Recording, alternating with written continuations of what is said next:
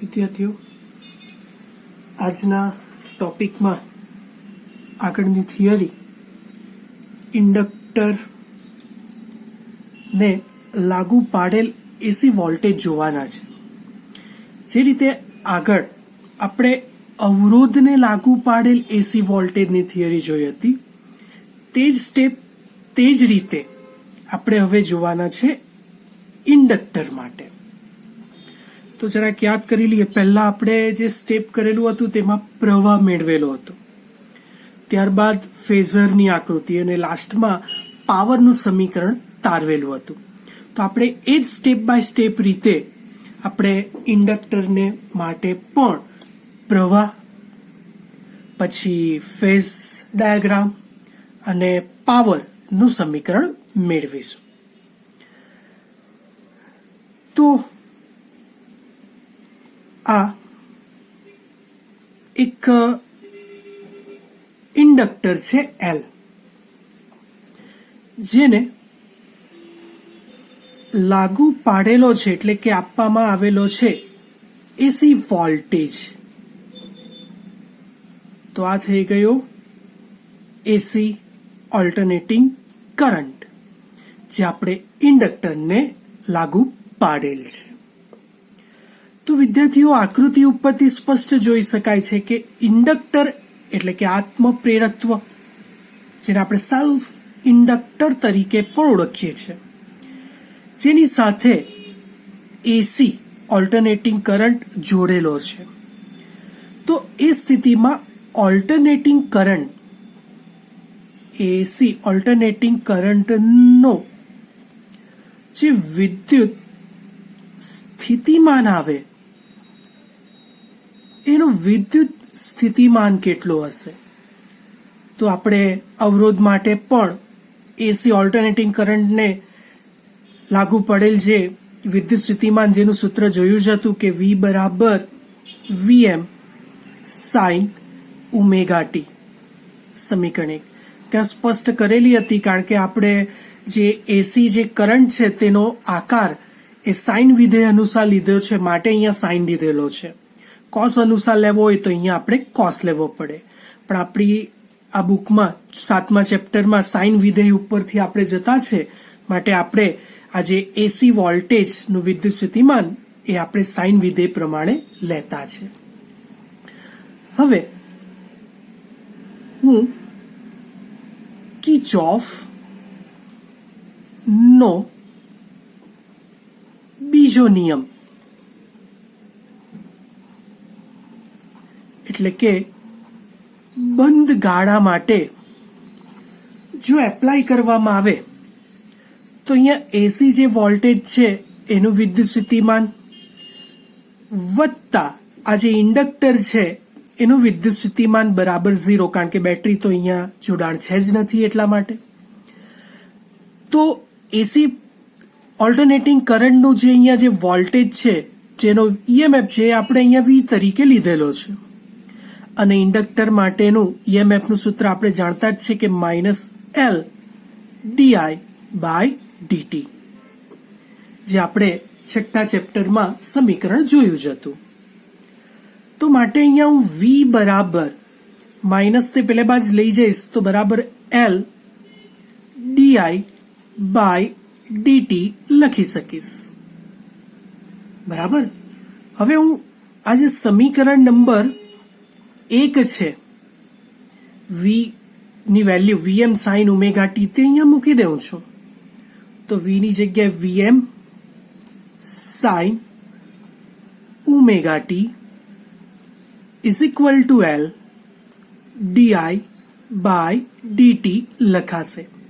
આપણે જાણતા જ છે કે વિદ્યુત સ્થિતિમાનનું સૂત્ર લખી આવા જ સ્વરૂપમાં, એટલે કે I બરાબર IM સાઇન પછી જે આવે તે સ્વરૂપમાં આપણે પ્રવાહનું સૂત્ર મેળવવાનું છે, આ વીના સમીકરણના જેવું જ. તો એના માટે પ્રવાહના સૂત્ર મેળવવા માટે હું અહીં I ને સૂત્રનો કર્તા બનાવીશ. એટલે અહીં હું આ ડીઆઈ ને સૂત્રનો કર્તા બનાવવા જઈ રહ્યો છું. તો આ તો એઝ ઇટ ઇઝ રહેશે ડાબી બાજુનું VM sine omega T into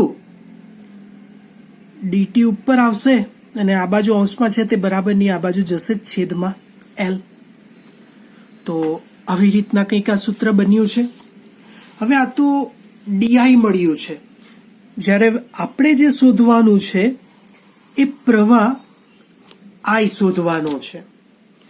તો પ્રવાહ આઈ શોધવા માટે હું સમીકરણને કંઈક આવી રીતના લખું, d i is equal to v m by L sine omega T into d t. મેં કંઈક જુદી રીતના નથી લખ્યું, જે છે તેના તે જ રીતના છે, પણ બસ આ જમણી બાજુ હતું તેની ડાબી બાજુ, અને આ જે ડાબી બાજુનું હતું એને જમણી બાજુ ફક્ત લઈ ગયો છું, બીજું કંઈક કર્યું નથી. ચાલો, તો હવે બંને બાજુ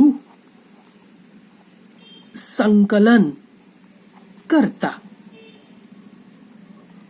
ચાલો સંકલન કરીએ તો ઇન્ટિગ્રેશન ડીઆઈ બરાબર integration v m by L sine omega T into d t લખાશે. ચાલો 1 ઇન્ટુ ડીઆઈ તો એની જગ્યા લખાય પ્રવાહ આઈ ઇઝ ઇક્વલ ટુ, આ સમીકરણમાં એમ કહેવાય કે સમયની સાપેક્ષે સંકલન થાય છે, તેથી વીએમ અને એલ એ અચળ છે. અચળ હોવાથી તે સંકલનની બહાર આવી જશે. તો સંકલનમાં કોણ રહે? તો સંકલનમાં sine omega T into d t રહેશે ફક્ત. ચાલો, તો માટે I is equal to v m by L. વિદ્યાર્થીઓ, સાઇન નું સંકલન શું આવે? તો સાઇન નું સંકલન આવે માઇનસ કોસ ઓમેગા ટી. આ તો આપણે સાઇન નું કર્યું છે માઇનસ કોસ, પણ ઓમેગા ટી નું તો કરવું પડે ને પાછું. તો ઓમેગા ટી નું થશે છેદમાં ઓમેગા. બરાબર, યાદ રાખજો. તો માટે I is equal to minus VM by omega L into cos omega t. ચાલો, હવે જરાક જાણવા જેવી એક વસ્તુ છે કે આપણે ઓલેસ્ટીસી નો નિયમ એ બધા જ જાણતા છે. 0 અહીંયા પાઈ બાય 2, આ ઓલ એસટીસી. જો પાઈ બાય 2 માઇનસ થીટા હોય તો પહેલું ચરણ, અને પાઈ બાય 2 પ્લસ થીટા હોય તો બીજું ચરણ, ને બીજા ચરણમાં સાઇન જ રહેશે. સાઇન સિવાયની કઈ બી વેલ્યુનું રૂપાંતર કરવામાં આવે તો એ માઇનસ જ થઈ જશે. તો હું એમ કહું છું કે અહીંયા કોસ ઓમેગા ટી છે, બરાબર. તો એને હું કઈ રીતના લખી શકું? તો minus VM by omega L.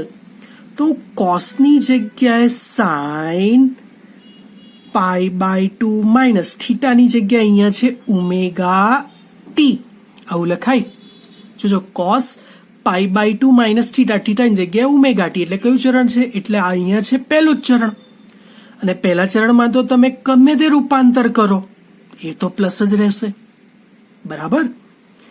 તો માટે હવે ખાસ I is equal to v m by omega L. આ જે માઇનસ હતું ને એ માઇનસને સાઇનની અંદર જવા દો, તો શું આવશે? Sine omega T minus pi by 2 થશે. ચાલો, આનું રીઝન શું? તો આનું ફક્ત રીઝન એવું કે minus sine theta is equal to sine minus theta થાય છે, બરાબર. એ રીઝન પ્રમાણે પહેલા માઇનસ સાઇન થીટાની બહાર હતું ને અંદર લઈ ગયા, તો કંઈક આવું સ્વરૂપ, આના પરથી આના સ્વરૂપ પર આપણે આવી શકીએ. કે ખોટું નથી, સાચું જ છે. ચાલો, હજુ પણ આપણે પ્રવાહનું સમીકરણ તો મેળવ્યું, પણ જે મહત્તમ પ્રવાહ આવવો જોઈએ, જેમ અહીંયા V બરાબર મહત્તમ વોલ્ટેજ છે, વોલ્ટેજનું મહત્તમ મૂલ્ય વીએમ, તો તે રીતના અહીંયા પ્રવાહનું કંઈક નથી. હવે ખાસ અહીંયા જે આ છેદમાં છે, છેદમાં કોણ છે? Omega L. તો અહીં હું એક વસ્તુ ધારી લઉં છું કે અહીં omega L is equal two XL, અને આને સમીકરણ નંબર જે આપણે જે સમીકરણ ઉપરથી ધાર્યું છે એને હું સમીકરણ નંબર 2 આપું છું.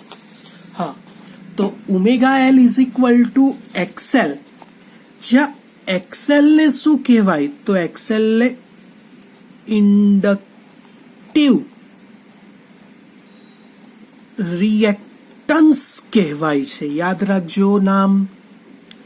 અને એનો જે એકમ છે એ અવરોધ જેવો જ છે, એટલે એનો એકમ ઓહ્મ જેટલું, અને પારિમાણિક સૂત્ર પણ અવરોધનું જે હતું તે જ અહીંયા રહેશે. ચાલો, તો આની વેલ્યુ હું સમીકરણ નંબર 2 માં મૂકી દઉં છું. તો માટે I is equal to VM by XL.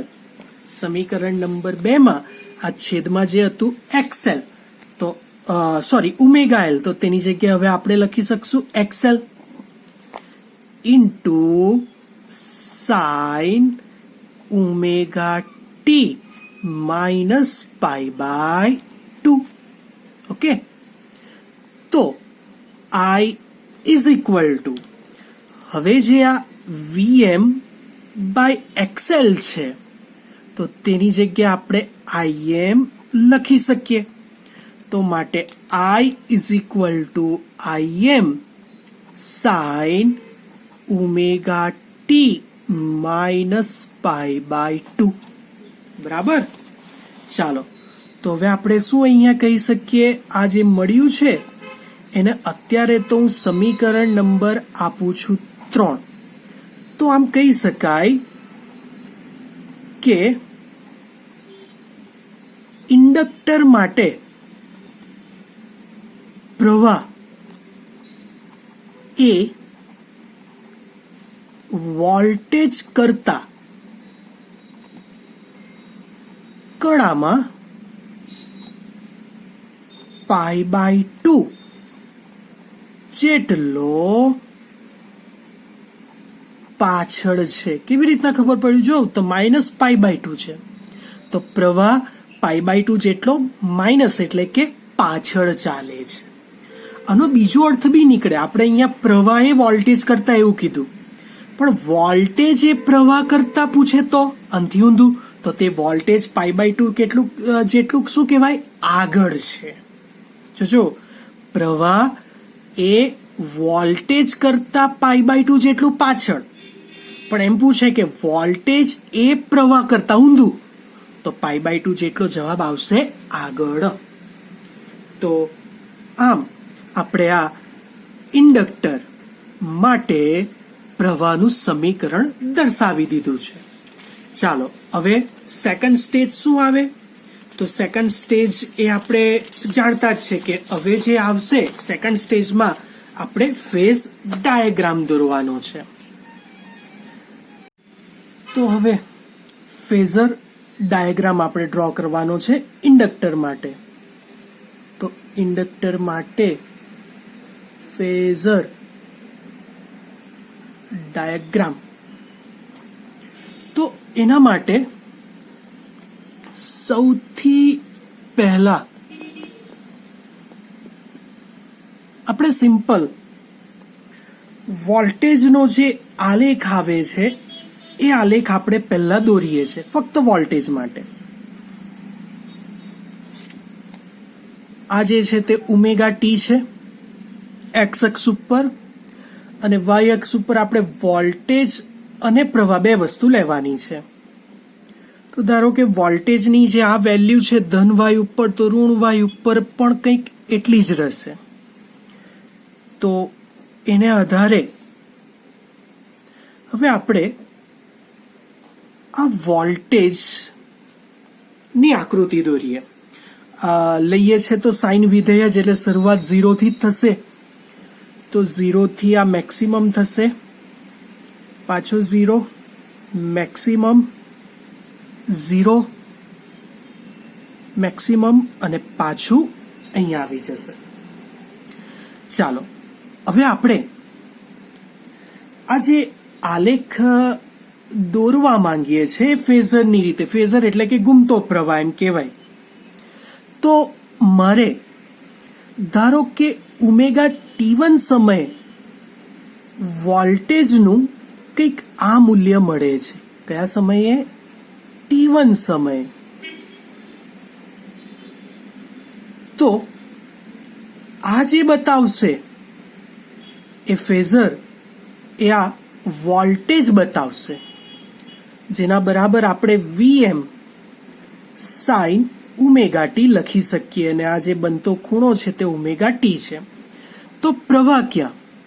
તો પ્રવાહ તો આપણે જાણીએ છીએ કે પ્રવાહ એ π/2 જેટલો પાછળ ચાલે છે. કેટલો? π/2 જેટલો. એટલે અહીંયાથી આપણે આ π/2 નો ખૂણો પાછળ બનાવવાનો. એટલે આ જે બતાવશે તે I બરાબર Im sine omega T minus π/2 છે. ચાલો તો તેને આધારે આ જે પ્રવાહ છે એ પ્રવાહ આપણને કઈ રીતના મળશે તે જોઈએ.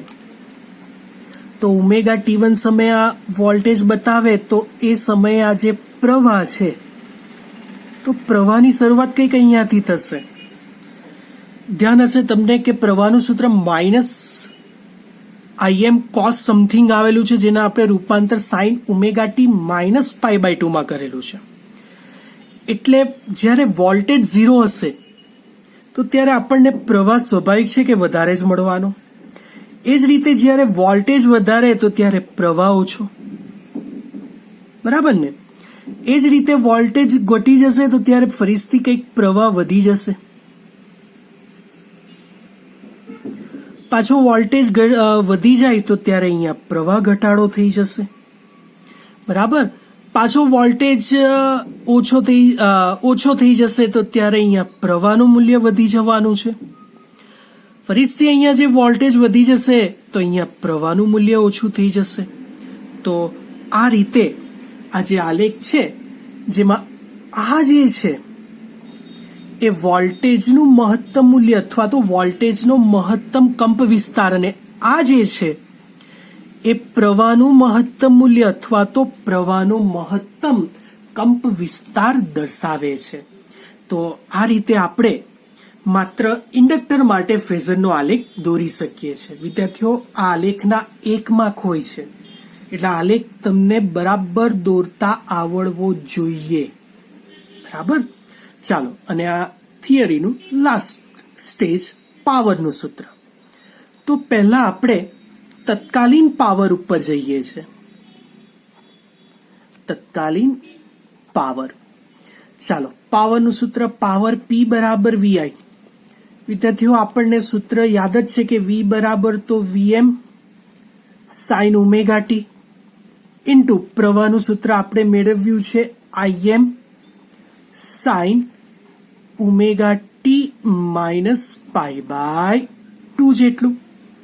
ચાલો, તો is equal to Vm into Im. વિદ્યાર્થીઓ, સાઇન ઓમેગા ટી માઇનસ π/2 ની જગ્યાએ માઇનસ કોસ ઓમેગા ટી લખાઈને આપણે આગળ માઇનસ કોસ ઓમેગા ટી ની જગ્યાએ સાઇન ઓમેગા ટી માઇનસ π/2 લખ્યું જ છે. ઇન્ટુ આ સાઇન ઓમેગા ટી તો છે જ, સાઇન ઓમેગા ટી. હવે હું આ સમીકરણને 2 વડે ભાગું અને 2 વડે ગુણું તો 2 sign omega T into cos omega T, જેનું સૂત્ર શું થાય છે? તો મેથ્સમાં સૂત્ર આવે જ છે, જેનું સૂત્ર આવે છે સાઇન 2 ઓમેગા ટી. તો આ હતું તત્કાલીન પાવર. હવે તત્કાલીન પાવર ઉપરથી આપણે જવાનું છે સરેરાશ પાવર. સરેરાશ પાવર એટલે આપણે જાણીએ છીએ કે એક ચક્ર પૂર્ણ કરવા માટેનો પાવર, જેને આપણે P સરેરાશ અથવા તો ઘણી વખત P ની ઉપર 12 વડે પણ દર્શાવાય છે. તો આ સમીકરણમાં Vm અને Im/2 તો અચળ, એટલે સરેરાશ જે મળશે તે સાઇનને જ મળશે, સાઇન 2ωt. આગળની થિયરીમાં તમે જોયું હતું કે સાઇન સ્ક્વેર કે કોસ સ્ક્વેર આવે તો તેનો જવાબ આપણે 1/2 લેવાનો. ફરીથી સાઇન સ્ક્વેર ωt કે કોસ સ્ક્વેર ωt જે આવે તો એનો જવાબ 1/2 લેવાનો. અને સરેરાશમાં સાઇન 2ωt કે સરેરાશમાં કોસ 2ωt આવે તો એનો જવાબ આપણે 0 લેવાનો છે. તો અહીંયા તો સાઇન 2ωt આવ્યો છે એટલે જવાબ 0. તો એમ કહી શકાય કે સરેરાશ પાવરનું મૂલ્ય 0 આવે છે. કોના માટે? ઇન્ડક્ટર માટે. વિદ્યાર્થીઓ, હવે તમને સવાલ એવો થાય કે આ કેવી રીતના શૂન્ય બને છે? આપણે ડાયરેક્ટ તો એને એક્સેપ્ટ નહીં જ કરી લેવાનું. તો એના માટે જરાક સ્ટેપ જોઈ લઈએ. સાઇન 2ωt, તમે સરેરાશ વિશે મેં આગળ કીધું. સરેરાશ એટલે શું કે એક ચક્ર પૂર્ણ થાય ત્યારે મળતો પાવરને સરેરાશ પાવર કહેવાય. તો એના માટેનું સૂત્ર આવે છે 1/t, 0 to t, કારણ કે એક ચક્ર પૂર્ણ કરવા માટે લાગતો સમય t જ છે, into sign 2ωt into dt. ચાલો, ઇઝ ઇક્વલ ટુ 1/t. સાઇનનું સંકલન માઇનસ કોસ 2ωt બાય 2ω આવશે. સંકલન 0 ટુ t જેટલું. તો અહીંયા 1/2ωt અચળ. ચાલો, જો આ માઇનસ લિમિટને આપી દેવામાં આવે તો કોસ 2ωt, આ t અને ઉપર આવશે 0. તો ઇઝ ઇક્વલ ટુ 1/2ωt. ચાલો, 0 ની વેલ્યુ મૂકી દઈએ તો કોસ 0 ડિગ્રી માઇનસ કોસ 2ω, ઓમેગાની જગ્યાએ 2π/t લખાય અને આ t ની જગ્યાએ પણ આ t, તો આ t અને આ t કેન્સલ. તો is equal two 1/2ωt. Cos 0 ની વેલ્યુ 1 આવે છે અને કોસ 4π ની વેલ્યુ પણ 1 આવે છે. તો આમ એનો જવાબ આવે છે 0. એટલે આપણે યાદ રાખવું કે સાઇન 2ωt જેનું સરેરાશનું મૂલ્ય આવશે 0. આ જ રીતે કોસનું પણ જવાબ તો આવશે 0 જ, બરાબર. કારણ કે અહીંયા કોસ લેવામાં આવશે તો અહીંયા સાઇન આવશે, તો સાઇન 0 નો જવાબ બી 0. સાઇન 4π આવશે તો સાઇન 4π ની વેલ્યુ પણ 0, તો જવાબ તો અહીંયા તો પણ 0 જ રહેવાનો જ છે.